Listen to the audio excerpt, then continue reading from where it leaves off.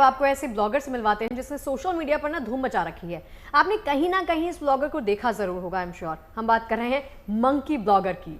हैरानी वाली बात है भाई, जिसके हाव भाव और बात करने का अंदाज बिल्कुल इंसानों की तरह है, लेकिन ये कोई असल में मंकी नहीं है, बल्कि इससे यूपी के हरदोई के रहने वाले आकाश ने एआई के जरिए देश के अलग अलग धार्मिक शहरों में डॉगेश भाई के साथ घूमता फिरता ये है और ब्लॉग बनाता है। दोस्तों, क्या आपने कभी बंदर को जंगल सफारी करते हुए देखा है? आज तो मजा आने वाला है। आज हम लोग मिलने वाले हैं शेरा भाई से। शेरा भाई केम छो? मजा छू मंकी भाई, जंगल में वेलकम। यति दादा का कॉल आया था। अंबुबाची मेला लगा हुआ है कामाख्या मंदिर में, लगता है कल सुबह निकलना पड़ेगा यहाँ से।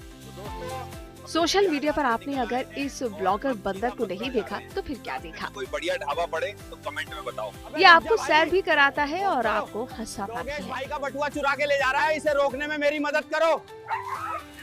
यह आपको काशी, अयोध्या, प्रयागराज और मथुरा जैसे आध्यात्मिक शहरों के दर्शन भी कराता है। पूजा तो ये पेट पूजा है, चलो कुछ खाते हैं। अब हम लोग कान्हा जी के दर्शन करने जा रहे हैं। बोलो राधे राधे। यानी कि ये बंदर बिल्कुल किसी इंसान की तरह ब्लॉग पर आकर अपना मनोरंजन करता है। निकलना पड़ेगा यहाँ से। ये गाड़ी भी चलाता है और कैमरा भी हैंडल करता है। अगर कोई जगह छूट गई हो तो कमेंट्स में बताना। लेकिन आपको जानकर हैरानी होगी कि ये कोई असल बंदर नहीं है, बल्कि ये एक इंसानी दिमाग की उपज है, जिसे हरदोई के आकाश ने एआई के जरिए तैयार किया है। मैं एआई के मंकी व्लॉगिंग के वीडियोस बनाता हूँ, जिसमें कि जो एक बंदर है हमारी तरह बोलता है, दिखता है और बात करता है। और वो बनारस हो गया और जो धार्मिक स्थान है और भी स्थान है वो सारे घूमता है, नॉर्मल बातें करता है, हम लोगों की तरह बिहेव करता है। तो उसी का हंसी मजाक का ब्लॉग टाइप का मैं बनाता हूँ एआई बेस्ड। ये नहीं वैसे तो एआई के इस दौर में हर क्षेत्र में तेजी से बदलाव हो रहा है, लेकिन ब्लॉगर्स के लिए ये बंदर का प्रयोग बिल्कुल नया है। भी तोड़ ली जाएं, है कि नहीं? जिसके जरिए आकाश अपने टैलेंट का इस्तेमाल कर सोशल मीडिया यूजर्स को एक नया एक्सपीरियंस दे रहे हैं। एआई पे तो काफ़ी टाइम से काम कर रहा हूँ, अभी 1 साल से ऊपर हो गया है। और इसके अलावा मैं जब वीओ आया इंडिया में तो मैं देख रहा था काफ़ी बाहर के क्रिएटर्स भी काफ़ी एक्सपेरिमेंट्स कर रहे हैं। तो वहाँ से मुझे आइडिया आया कि हम लोग इंडियन स्टाइल में इसको कुछ कन्वर्ट करके क्रिएट कर सकते हैं। जैसे वहाँ पे चिंपैंजीज़ के या यति के बना रहे थे, तो मैंने सोचा जो इंडियन मंकी है उस पे हम लोग भारत में बना सकते हैं और ये काफ़ी लोग रिलेट करते हैं। तो वहाँ से एक आइडिया आया, मैंने 1-2 वीडियोस डाले, सिलसिला शुरू हुआ और उसके बाद 3-4 वीडियोस के बाद वो वीडियोस अपने आप वायरल हो गई, तो फिर पीछे मुड़ने का मौका ही नहीं मिला। इस मंकी ब्लॉगर के चर्चे तो वैसे दूर दूर तक हैं, लेकिन इस बंदर के काशी के ब्लॉग सोशल मीडिया यूजर्स को कुछ ज्यादा ही पसंद आते हैं। लिम्पांग को पहाड़ से चला था, सोचा बाबा से मिलने पहले बनारस की हवा खा लूं। कभी ये बंदर अपने ब्लॉग में वाराणसी के घाटों के दर्शन करवाता है, तो कभी डॉगेश भाई के साथ मौज मस्ती करते हुए गंगा में बोटिंग के लिए निकल पड़ता है। चल भाई, अच्छा व्यू आएगा। और अब भाई हम दोनों गंगा मैया की गोद में हैं। बनारस भोलेनाथ की नगरी है। वैसे तो मैंने एकदम पहला व्लॉग तो अयोध्या का डाला था, अगर मैं सच बताऊं, बट बनारस का दूसरा या तीसरा था, वहां से वो हिट होना शुरू हो गया था। तो भोलेनाथ की नगरी है, शायद उनकी कृपा रही होगी। और कंटेंट तो वही रहता है नॉर्मल, जैसे हम लोग कहीं भी ट्रैवल करते हैं और बातचीत करते हैं, जो नुआंसेस होते हैं, थोड़ा बहुत झड़प होती है, हंसी मजाक होता है, वही सब नॉर्मल रहता है। बेसिकली रिलेटेबल कंटेंट बनाने की मैं कोशिश कर रहा था, तो पब्लिक ने उससे रिलेट भी किया और लोगों को काफ़ी अच्छा भी लगा। आकाश की मेहनत अब रंग ला रही है। उनका मंकी ब्लॉगर अब सोशल मीडिया पर छाया हुआ है। लोग इसे पसंद भी कर रहे हैं क्योंकि ब्लॉग बिल्कुल रियल लगता है।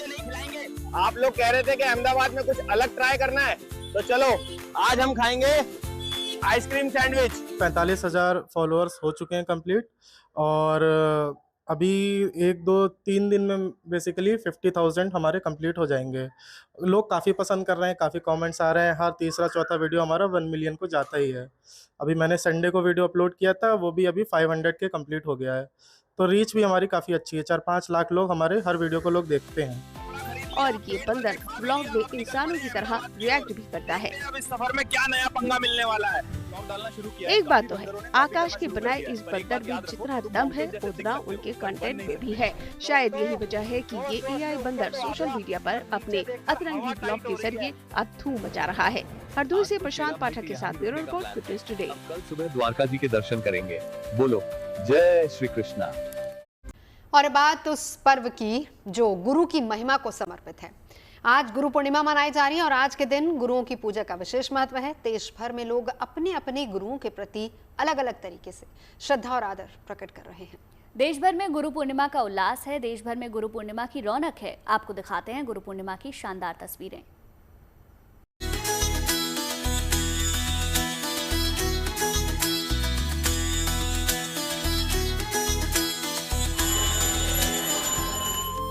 आज का दिन बड़ा पावन है। आज बेहद खास तिथि है। आज आषाढ़ पूर्णिमा है और इस अवसर पर देश भर में गुरु पूर्णिमा का पर्व पारंपरिक हर्षोल्लास, श्रद्धा और आस्था के साथ मनाया जा रहा है। तमाम मंदिरों में, मठों में, पूजा स्थलों पर गुरु पूर्णिमा की रौनक देखते ही बनती है। हम आपको तस्वीरें दिखा रहे हैं उज्जैन के महाकालेश्वर मंदिर की, जहां गुरु पूर्णिमा के इस पावन अवसर पर महाकाल की दिव्य आरती हुई। सृष्टि के संहारक देवादिदेव महादेव को आदि गुरु माना गया, तो महाकालेश्वर मंदिर में सुबह से ही दर्शन पूजन के लिए श्रद्धालुओं की भीड़ उमड़ रही है। माना गया है कि गुरु ब्रह्मा के समान हैं, जो सृष्टि के रचयिता हैं। गुरु विष्णु के समान पालनहार भी हैं। गुरु ही साक्षात परम ब्रह्म है, यानी उन सभी देवी देवताओं में गुरु की छवि मिलती है जिनमें लोगों की श्रद्धा है और जिन्हें लोग अपने जीवन और संसार के लिए महत्वपूर्ण मानते हैं। इसी आस्था के अनुरूप दिल्ली के लक्ष्मी नारायण मंदिर में भी गुरु पूर्णिमा पर खास पूजा अर्चना हुई। गुरु ही वो माध्यम है जो भगवान तक पहुंचने का, अध्यात्म में सफल होने का और अपने मोक्ष मार्ग को प्रशस्त करने का एक माध्यम है। दिल्ली के ही एक मंदिर में इस अवसर पर गुरु के पादुका पूजन की तस्वीरें आई। भजन कीर्तन में लीन भक्त और श्रद्धालु इस अवसर पर आराधना और उपासना में मगन दिखे।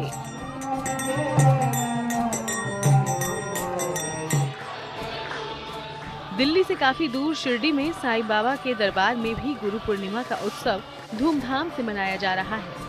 दरअसल साईं बाबा के भक्त और श्रद्धालु उन्हें अपना गुरु मानते हैं, लिहाजा हर साल गुरु पूर्णिमा के मौके पर साईं बाबा के दर्शन पूजन के लिए देश और दुनिया के कोने कोने से श्रद्धालुओं की भीड़ उमड़ती है। बिहार के दानापुर मनेर इलाके में भी इस अवसर पर साईं बाबा की भव्य पालकी शोभा यात्रा निकाली गई। गाजे बाजे के साथ इस शोभा यात्रा में बड़ी संख्या में श्रद्धालु शामिल हुए और पूरा माहौल भक्तिमय दिखा। सभी भक्त साईं बाबा की झांकी के दर्शन कर भाव विभोर नजर आए। 2007 से लेकर आज तक यानी 2025 तक निरंतर बाबा की पालकी, उसमें ऊंट, घोड़े और ये बैंड बाजे नगाड़े के साथ साईं बाबा की रथ, गुरुदेव का रथ और उनके साथ लाखों संख्या में बच्चे, बूढ़े, महिलाएं सभी की संख्या होती है। और ये कहें तो पूरे प्रशासनिक और पूरे दानापुर से लेकर पाटलिपुत्रा तक के जितने भी बाबा के साथ जो भी भक्त हैं वो यहाँ पे मौजूद होते हैं। कुछ ऐसा ही दिव्य नजारा आंध्र प्रदेश के पुट्टपर्थी में भी दिखा, जहां गुरु पूर्णिमा के मौके पर धर्म गुरु सत्य साईं बाबा की उपासना के लिए श्रद्धालुओं का तांता लगा है। केंद्रीय कृषि और किसान कल्याण मंत्री शिवराज सिंह चौहान भी वहां सत्य साईं बाबा के दर्शन के लिए पहुंचे और अपने श्रद्धा सुमन अर्पित किए। वहीं गोरखपुर के गोरखनाथ मंदिर में वहां के महंत और यूपी के मुख्यमंत्री योगी आदित्यनाथ ने भी गुरु पूर्णिमा मनाई। उन्होंने मंदिर में विधि विधान से नाथ पंथ के अपने गुरुओं की पूजा की।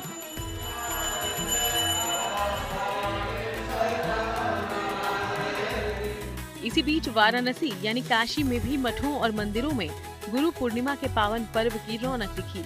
इस मौके पर काशी के अवधूत भगवान रामकुष्ठ सेवा आश्रम में गुरु बाबा संभव राम जी का आशीर्वाद लेने हजारों लोग पहुंचे।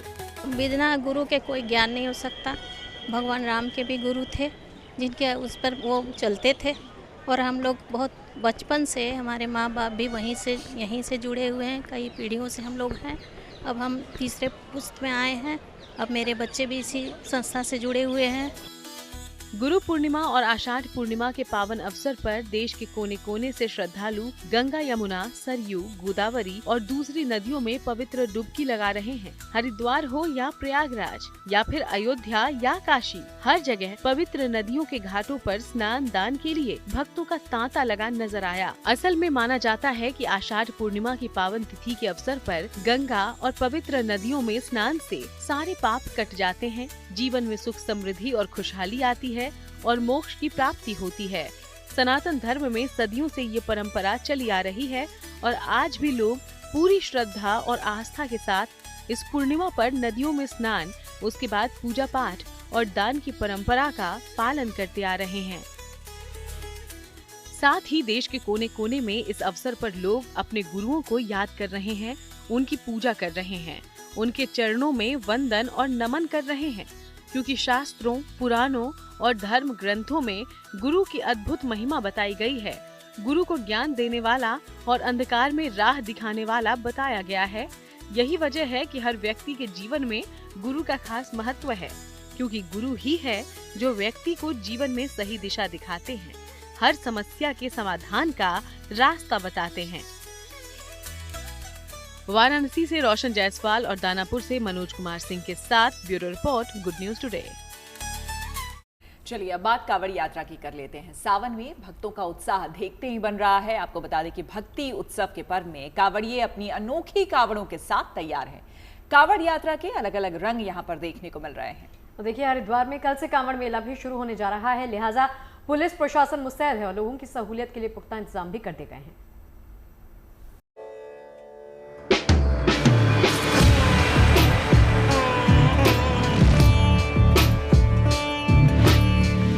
कांवड़ तैयार है, भोले बाबा के भक्तों का उत्साह देखते ही बनता है।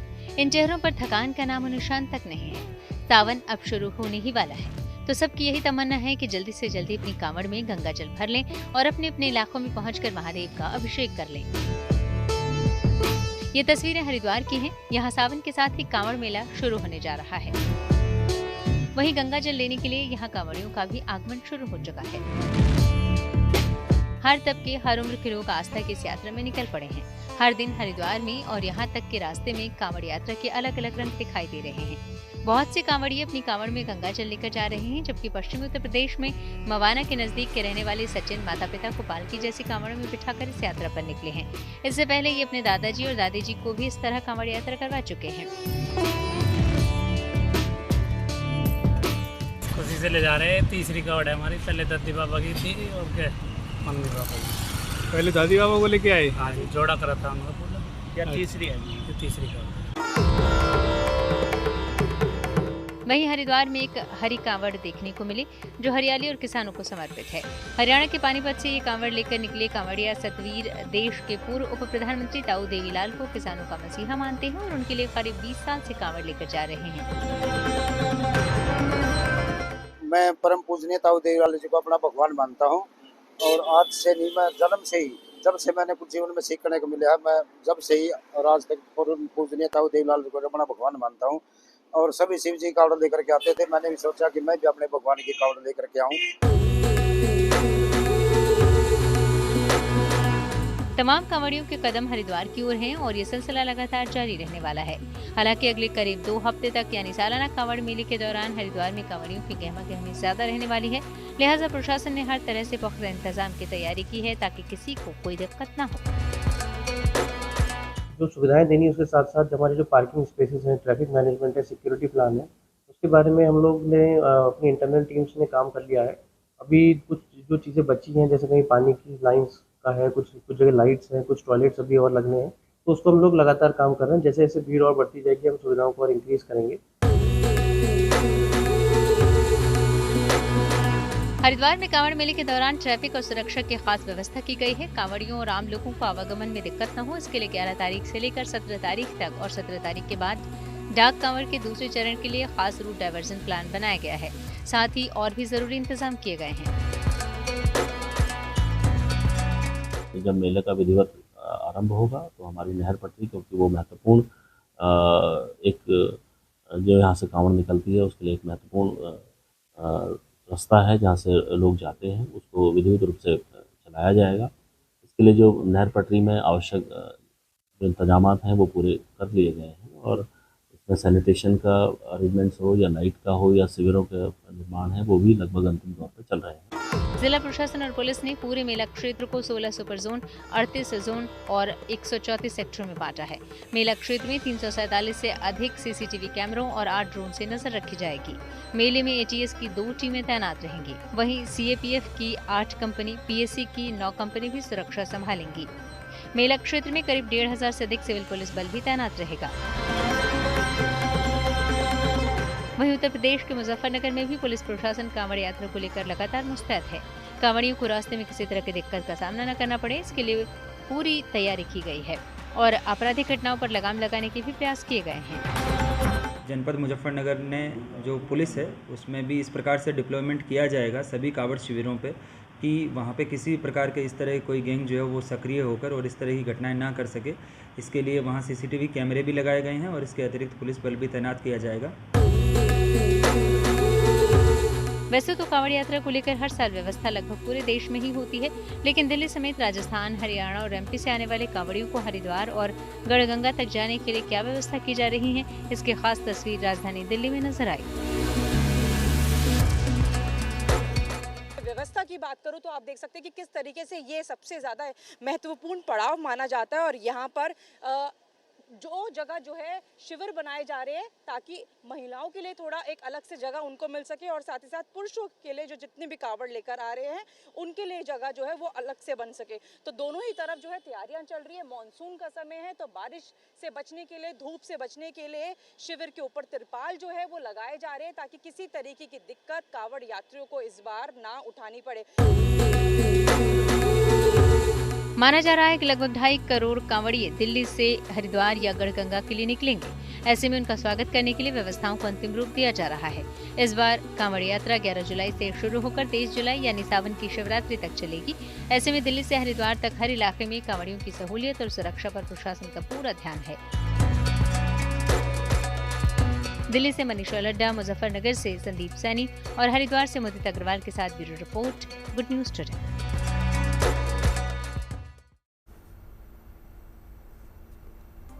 और चलिए अब बात पवित्र अमरनाथ यात्रा की करते हैं। 3 जुलाई से शुरू हुई इस यात्रा में अब तक करीब 1.5 लाख से ज्यादा श्रद्धालुओं ने बाबा बर्फानी के दर्शन किए हैं।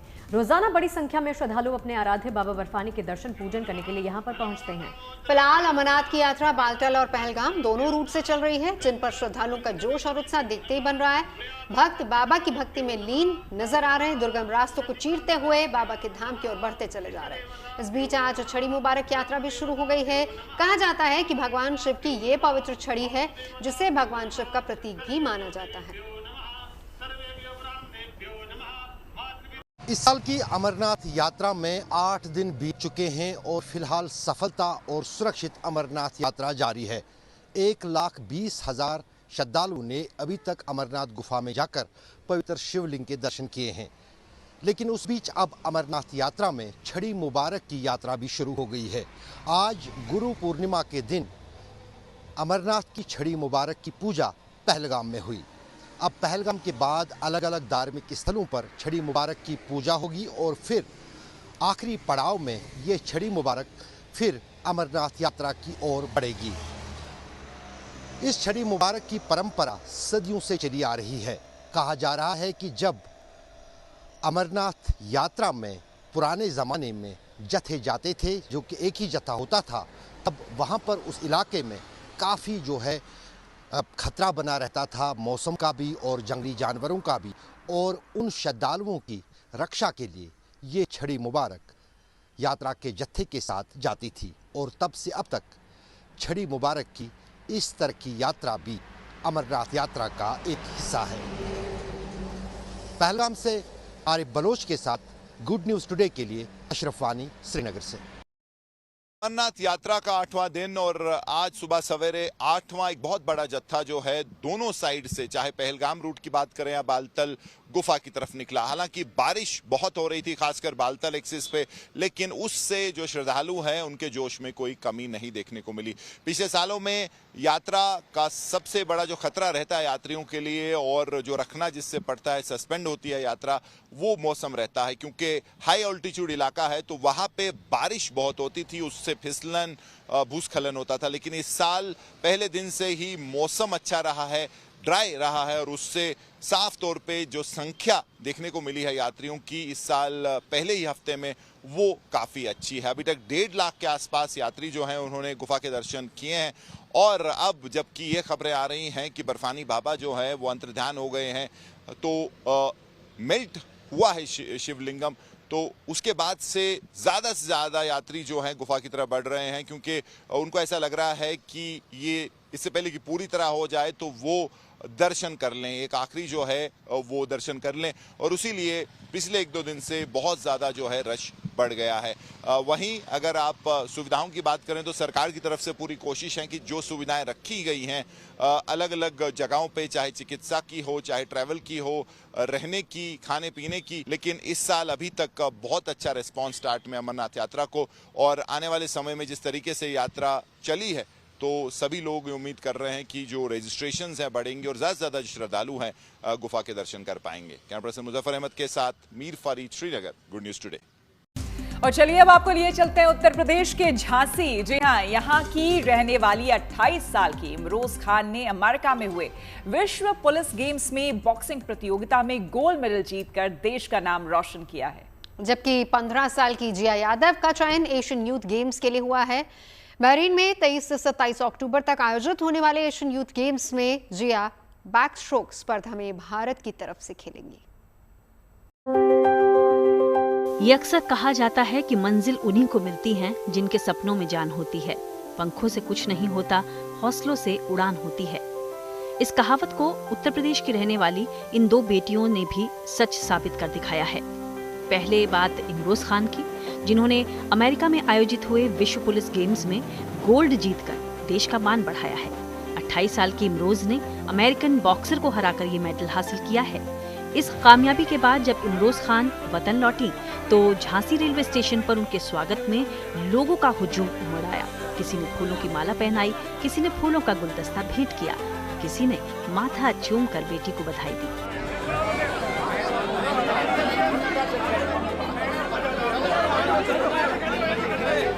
इमरोज खान सामान्य परिवार से हैं और वो CISF भिलाई में असिस्टेंट सब इंस्पेक्टर के पद पर तैनात हैं। उनके पिता टीवी मैकेनिक हैं। माँ बाप ने मुझे बहुत सपोर्ट किया। एक टाइम पे मैं हार मान गई थी, उस टाइम पे मेरी माँ ने कहा मेरे कहने से फिर से शुरू करो, तो मैंने शुरू भी किया और हासिल अच्छा मुकाम भी किया है। तो बस यही कहूँगी कि बच्चा जो करना चाहता है माँ बाप उनको करने दे, रोके नहीं, तो वो काफ़ी कुछ आगे कर सकते हैं। झांसी की बेटी हमारी बेटी जब इसने खेलना शुरू किया तो हमारे सामने इतनी सी आई थी, एक 10-12 साल की उम्र की में इमरोज हमारे पास खेलने आई थी। हमीद भाई, शेरू भाई, हमारे सुनील कोच साहब, इन सब के डायरेक्शन में बच्ची इतनी आगे बढ़ी है और बराबर उसकी मेहनत उसके पीछे है। उसमें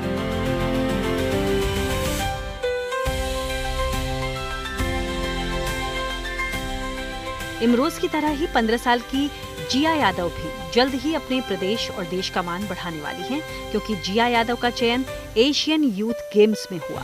पूरे देश से 14 खिलाड़ियों का चयन हुआ, जिनमें जिया भी शामिल है। बहरीन में 23 से 27 अक्टूबर तक आयोजित होने वाले एशियन यूथ गेम्स में जिया ग्रुप ए कैटेगरी में 50 मीटर और 100 मीटर बैक स्ट्रोक स्पर्धा में भारत की तरफ से खेलेंगी। अभी रिसेंटली मैंने 70th senior nationals aquatic championship जो कि भुवनेश्वर उड़ीसा में हुए थे, तो वहाँ पे मैंने अच्छा परफॉर्मेंस दिया है। वहाँ पे मेरा 5th रैंक आया है होल इंडिया में फाइनल्स में, और मेरे खुद के जो पर्सनल बेस्ट टाइमिंग्स है वो मैंने ब्रेक किए हैं, तो मेरे लिए बहुत खुशी की बात है। और इंडिया ने उसी चैम्पियनशिप से मुझे चुना है कि मैं 3rd एशियन यूथ गेम्स में रिप्रेजेंट करूँ। जिया का एशियन यूथ गेम्स में चयन होने से उनके माता पिता बेहद खुश हैं। उन्हें उम्मीद भी है कि उनकी बेटी देश के लिए गोल्ड मेडल लेकर लौटेगी। जैसा कि अभी एशियन यूथ गेम्स में जा रही है तो बहुत अच्छा लग रहा है। अंदर से बहुत मतलब खुशी हो रही है कि आज हमारी बेटी मतलब भारत को मतलब विदेश में रिप्रेजेंट करेगी। झांसी में 15 मीटर के स्विमिंग पूल से ही जिया ने तैराकी के सफर की शुरुआत की। कुछ ही समय में राष्ट्रीय प्रतियोगिताओं में खेलने का मौका भी मिला, जहां जिया ने पदक जीतकर सभी का ध्यान अपनी तरफ आकर्षित किया। ये पहला मौका होगा जब वो अंतर्राष्ट्रीय प्रतियोगिता में यूपी टीम का प्रतिनिधित्व करेंगी। झांसी से अजय झा और प्रमोद कुमार गौतम के साथ bureau report, good news today.